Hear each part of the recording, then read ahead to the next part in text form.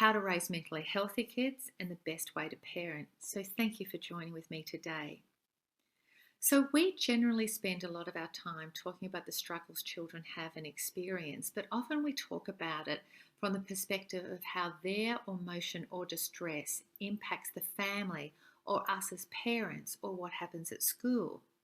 But what I would like to talk to you about today is about how that's yours and my, emotions or state of being, how that actually impacts upon them, and how by our default ways of communicating, us as adults, how those interactions significantly impact the young developing brain. Because developmentally, children's brains are absorbing information just about all of the time, sometimes more than others in their development, but they are taking everything in, and this impacts how they experience their world. The way we move about in the world, interact with others in our relationship, well, these are based on childhood models of interaction. In essence, what was modelled to us. In my world, we call this models of attachment. But how we interact can also be influenced or exacerbated by the stresses in our own lives and how we think about ourselves internally, whether this be positively or negatively. So, your internal world, your responses, and how you actually feel has a neurobiological, a brain impact upon the children you are raising. How you were raised, and I'm not saying it's a blame game, but how you were raised and what you learned about the world and relationships will influence the outcomes for children in your life. So, here are 5 possible ways that we can respond to an issue at home. We can either ignore the issue or send the message that we're avoiding it. We can dismiss an issue because chances are we may have already decided on what the situation is and we're not really interested and we don't have the time in gaining the thoughts and perspectives of the child. We can step right into the situation and be the hero, get emotionally involved and fix it and rescue everyone. And this happens an awful lot.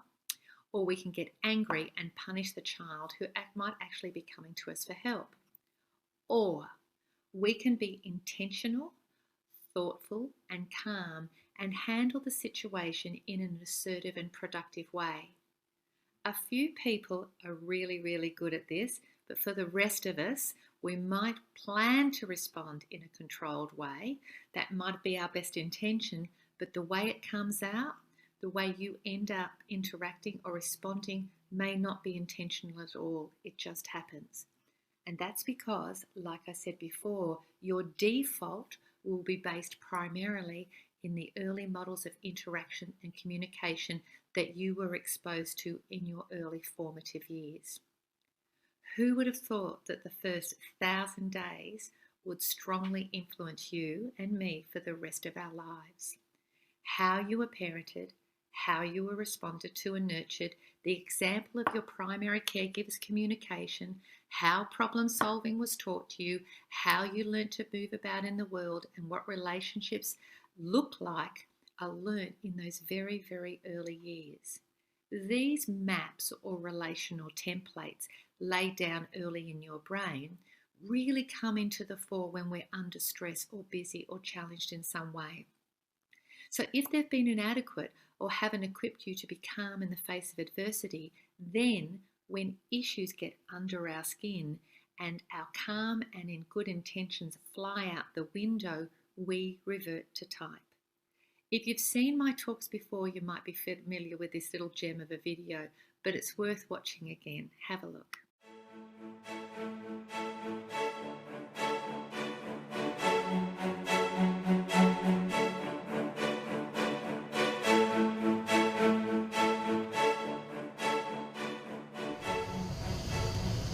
Mom. Oh, honey. Hi. Mom. Ooh, The hamster died. Yeah. Charlie died.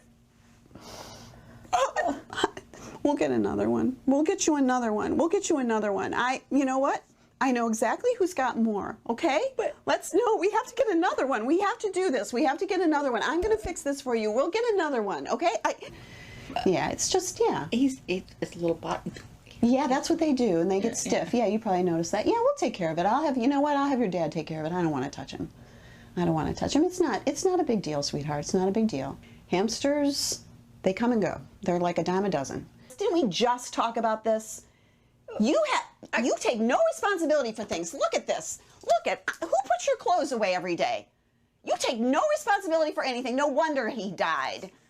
Charlie, that rodent you have in your room. No, Charlie, Yeah. he died. Yeah. Oh. I just found him. He's in the room. He's laying there. It looks like he was sleeping. Okay. Can you take these back to your room when you go, and then you can take care of that. Just wrap him in. Here. Just wrap him in there. That would be great. Okay.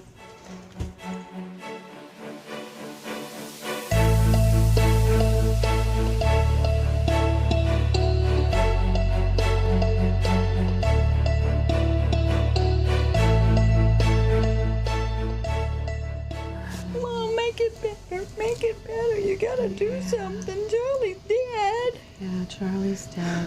And that's really hard. You love Charlie so I love much. Charlie. You were so good with Charlie, too. He You would go were. around his little thing. You did, yeah. He'd never do it again.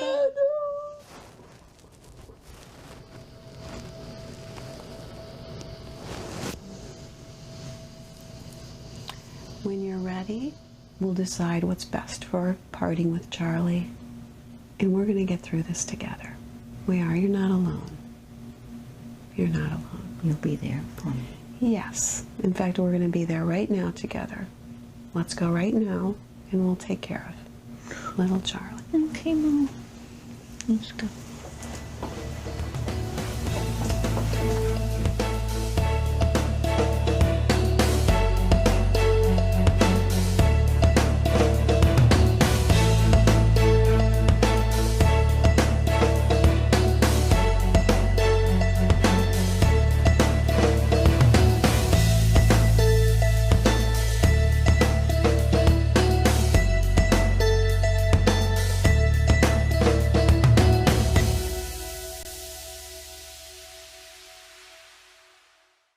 The different ways of interacting, as we have just seen, drew out from the child in distress very different responses.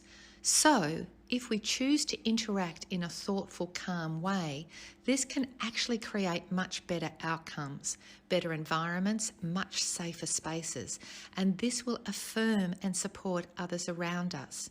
It also models for the young people what respectful, thoughtful response looks like and sounds like.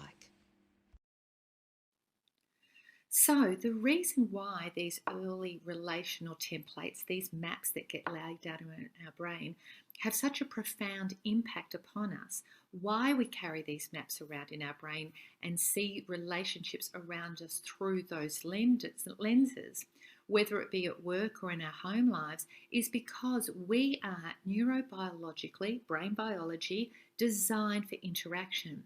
This is how God made us. We are relational beings just like God is a relational God. We are made in His image. So we have structures in our brain that are there to enhance our interactions, to build connection and strengthen emotional bonds. I would like to touch on two of these today. One is mirror neurons and the others is states matching states. So, with mirror neurons, these little structures in the brain, some of the research might still be a little speculative, but in essence, if you pick up a cup intending to drink, something that you do with intention, and I'm watching you, the region in my brain will fire simultaneously with yours. So think about that. So this might sound like a neat trick for two brains mirroring each other in terms of imitating each other's actions, but think of it in terms of emotional mirroring. We not only imitate others' behaviours, but we start to tune into their feelings, how they feel. Our brain senses and predicts not only what action is happening, but what is coming next, but also the emotional energy that's behind it, whether the behaviour is positive or negative. Now, most often when we think of children, we tend to talk about what they are feeling in reference to the impact on others. If you think about it, we often do that. How it might make us feel based on those little mirror neurons. But let's reverse it. When you come home from work, or if you've been out, or if you're busy, the way you are feeling will impact the growing brains in that space. Because you're the adult brain. If you are stressed, angry, frustrated, distracted, then there is a very good chance that the other brains in that space will start to fire up as well. And you haven't even said a thing. So reinforcing that, as we've already discussed, we are highly social beings. We are tuned to each other. If someone is feeling a certain emotion, we too will be impacted by this. This is what we mean by states matching states, my internal state influencing your internal state. Think about the person who you might be talking to, and I'm sure you've done this many times. And inside and when you're speaking to them, you see that they're very, very anxious. After you've been speaking to them for a while, inside you might start to experience a certain level of anxiety, a bit of pressure on your chest. You might just start feeling frustrated or angry with them because you're feeling very unsettled. And that's states matching states. If the person is escalated, as in a bit, their emotions are a bit high, then you too might start to feel escalated. Or maybe you're having a conversation with someone who's flat and down and drained, and after about 10 minutes or so, you walk away feeling flat and down and drained and exhausted. This is you attuning to someone else, and it works both positively and negatively. So once again, think about how you are feeling when you are at home with your children. Once again, your brain biology will have an impact on those around you. This is a little exercise that I do often with staff or teachers, and it works, and you can certainly do it at home, two adults doing it together. So you choose a partner, which obviously your spouse or someone, and you sit opposite each other, and this explores the point about mirror neurons and state matching states. This is a non-verbal exercise, so no chatting. It's about getting a sense of just what our brains are picking up and what others are feeling or experiencing. And you'll be so surprised on just how much you do pick up. You might even be able to identify just what they were thinking. So the first person sits on one chair, and that person recalls an experience, either negative or positive, and deeply thinks about it and how they remember it. So they close their eyes and immerse themselves into that experience. The second person mimics the partner's body posture. So sits exactly the way they are. Put your legs, put your arms exactly the way they are. And then, without talking, see if you can feel the other person's experience with the goal to ultimately read and interpret.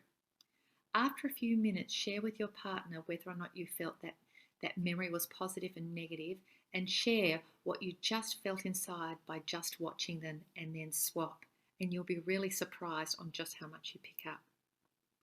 So, what's the answer? So based on states matching states, the healthiest, most ideal response to upset or distress of an escalating child is to use the very things we've just talked about, but in a positive way. Mirror neurons and states matching states. That is, use your own internal state and influence those around you by projecting that state. And how you do that is to learn how to self-regulate. So the definition, as on the slide, is it means to be able to influence or regulate your own emotional state. It's actually a very important component of emotional intelligence. So have a think about it as a parent, whether or not you really can actually do this. I know we probably all say, oh yeah, I can do that, but actually think whether you can. Because it might be okay when everything's going well, but what happens when it's not? Does frustration, overwork, stress, misbehaviour of a child, time pressures like trying to get the kids in the car, trying to get them out of bed, trying to get them to school on time, and endless other things, do they significantly impact your emotional state? Can you calm yourself down if you are angry? It's a good question. Alternatively, can you pep yourself up if you're feeling down? If you are able to do that, if you are able to regulate, you can choose how to respond. Children who struggle with anxiety, which is so reaching epidemic proportions in our society today, or children who struggle with depression, or if they have a diagnosed disorder, regardless of what that is, most of the time do not feel safe. And that is why they have anxiety. And you might be surprised to know that children might feel unsafe. And this is not to say a stranger's coming through the door, but they experience fear as part of their daily life. And the fears they experience are fears of criticism, fear of rejection, fear of being hurt, fear of being left behind, hypercritical people in their lives, which means people who are really on them all the time, fear of being different, fear of being ridiculed, fear of failing, and a big one for kids, particularly in the pandemic, has been fear of missing out, and so on and so on. And you know what? The same goes for us. We bring all that stuff, and because we're adults, all our history into our work, into our relationships, into our homes, and into our parenting. Remember, you can't give or teach what you don't have. Here is another short video, the same organisation, because I really like Dr. Becky Bailey's videos when it comes to talking about states matching states. But what it highlights is what unhelpful responses look like. But notice and see how good self-regulation from the parent and a calm state makes all the difference and achieves a much better outcome.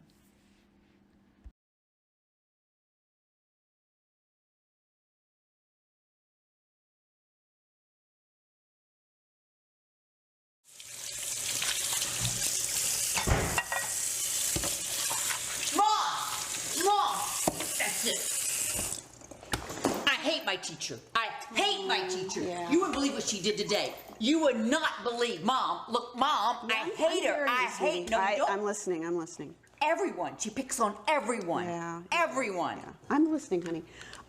You know what? Could you... You want to know what she did? What, honey? Do you want to... What about Marcus? Yeah. What about Marcus? Do you remember the other day? Marcus. Yeah, I remember Marcus. Here, take this. Why don't you just... Here, go ahead. Just start drawing. What? What? No, What do you... Whatever. You don't need to have that. Honey, come, just give me the dish then. Give me the dish. All right, good. Okay, good.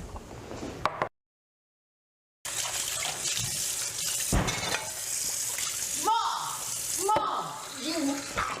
I hate my teacher. You do not come in here this way. You do not come in here yelling at me. What do you think you're doing? Hang that up. Hang that up right now.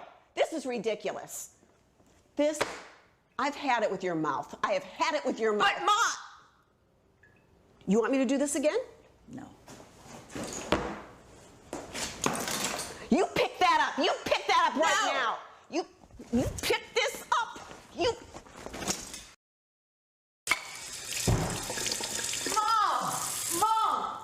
I hate my teacher. I hate my teacher. I absolutely hate my teacher. You would not believe what she did to Marcus. You wouldn't believe what she did to me. You like your teacher. She's nice, honey. You like your teacher. Do you know what she did to Marcus? Do you care what nothing she did to do with Marcus? No, it doesn't matter what she did to Marcus, honey. You know, you were good at school. You're a good student, sweetie. You're a good student. You like her, and you're good at school. You're a nice person, sweetheart. You're a nice person. So you just have to remember that. Remember how you're a nice person and you like people. Yeah, you do. Yeah. You want a little snack? You want me to get you a snack? Let's just Okay. let's just have, let me see, I'm sure I've got some ice cream in the fridge. How about that? Okay. Yeah. Thank you. Here you go, sweetie. Here, just, you know what, I'll just get you a spoon. I'll just get you a spoon. Here you go. Enjoy. Yeah. Can I have the whole thing? Oh, of course, of Okay, course. thank Yeah, it's better now, isn't it? It feels better I'm now, better. doesn't it? Yeah.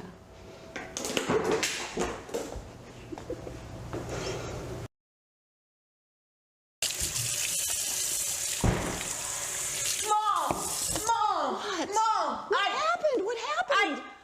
I hate my teacher. What did she do? hate What my did she do? You wouldn't believe what she did. You know what she did to Marcus first? First she wrote the name on the board, and then she sends him out to the room, and then you know what she did to me? She humiliated me in front of the whole class. She is not getting away with this. She No. is not going to get away with this. She shouldn't. You know what? I'm calling her right now. You call her. Can you get her? Mom, do something. She was horrible.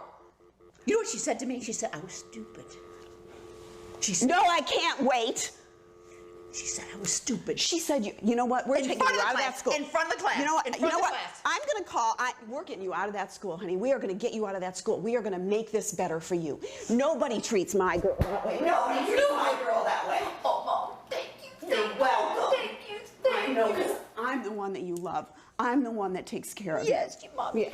You're the best. Yeah. You're the best. I know. Oh, I am the best. Thank you. And we have a test tomorrow. Oh, I'll help you. I'll help you do it. I'll help you. Well, if I don't have to go, I don't have to do it. Oh, that's right. Okay, thank you. Yeah, we don't even need her.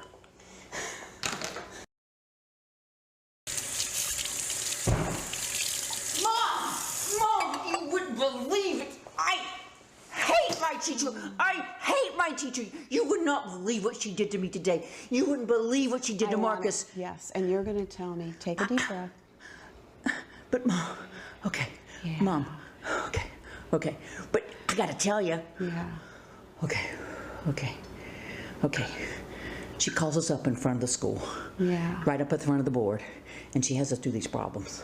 Marcus goes up first. You know, of course, everybody laughs. They're always laughing at Marcus. So they walk up there. He laughed. And I'm like, I'm not going. I put my head down. You know what she did? She called on me. Anyway, she calls on me. I go up there. I work the problem. Yeah. And right in front of everybody, she says, well, you didn't get it right. Oh. You're not working hard enough. Yeah. You're, you know. And you were hoping she would really understand how hard that was for you. You were hoping that she would understand that you were really taking a risk to go up there. Yeah. I mean, that was Yeah. scary to walk up in It front is of everybody. scary. It is scary. And you to know, walk math up isn't into my everybody. strong thing. Yeah.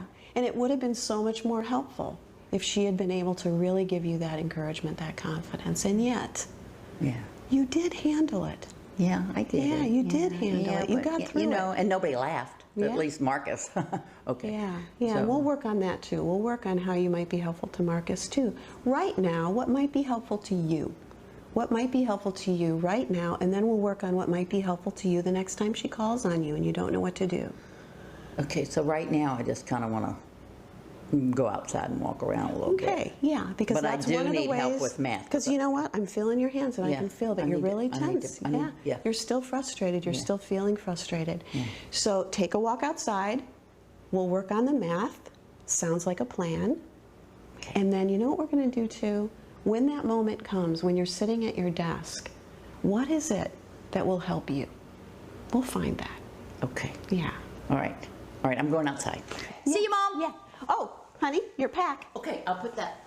I'm going to drop that over here. Ah, you See you did- a little bit later.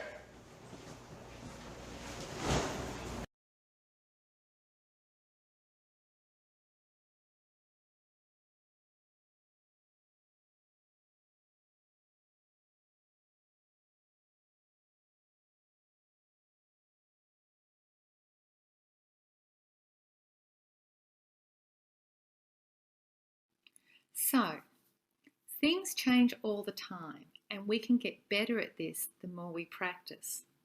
And that's actually just how the brain works. The more you fire up parts of it, the stronger those areas become, and the less you use other parts of it, the weaker those parts become, and eventually your brain will cull those and get rid of those. So, learn to use your emotional state and choose to have a positive impact upon your kids and the people around you. And we can do this by this thing called affect regulation. And all that means is we learn how to regulate or modulate our emotions dependent on their environment. And you would be doing this anyway, but I'm talking about doing it in the home. The other thing is, if you do have historical issues, and a lot of us do, like I said before, not a blame game, but if you do, then seek help. We all need some help.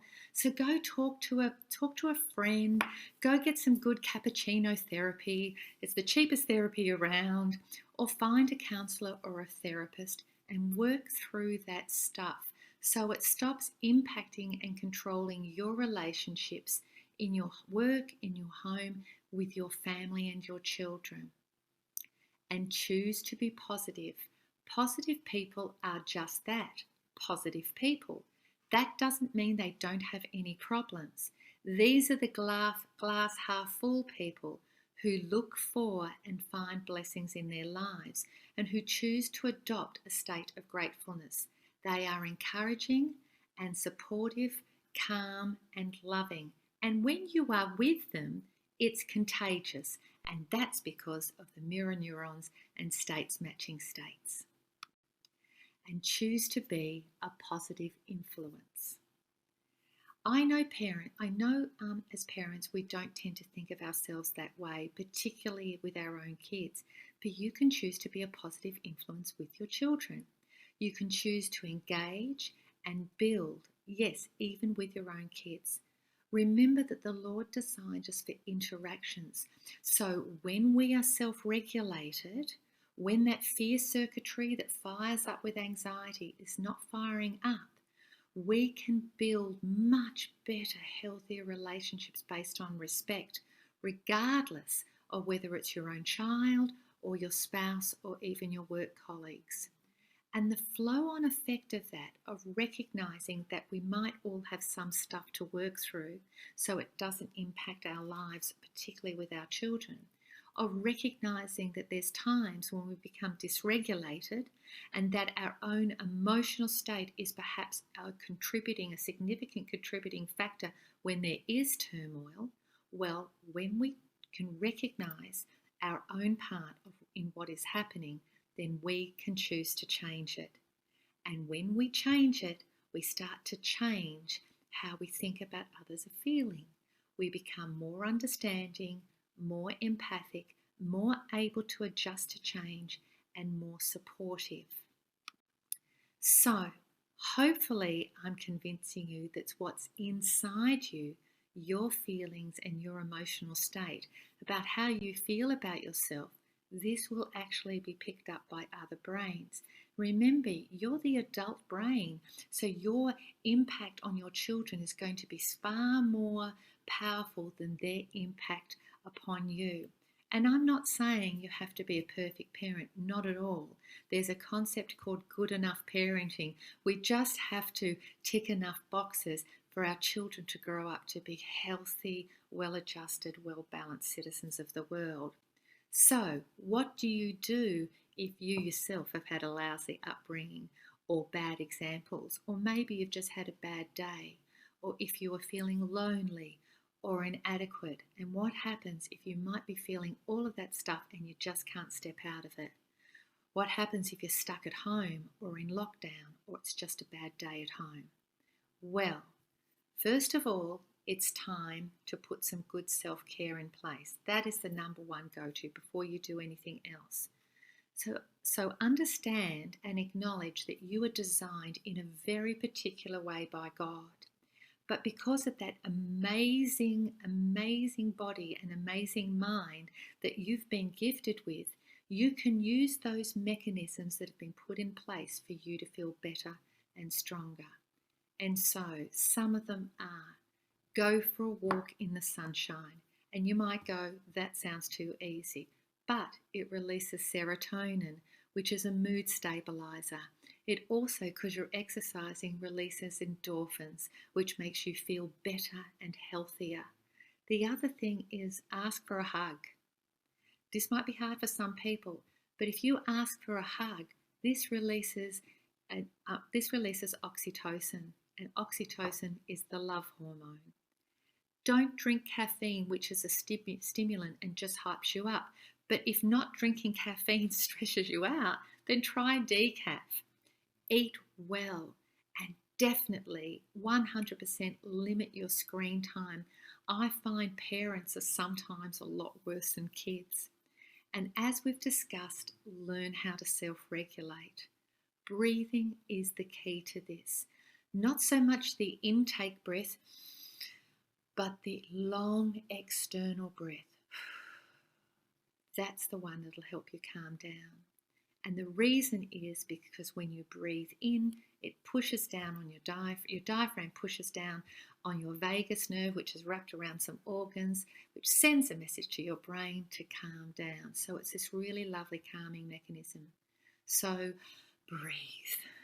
Breathe in, breathe out, slowly and intentionally. And if you have to lock yourself in the bathroom to do that, to get some peace and quiet so you can calm down, then it's a good thing to do.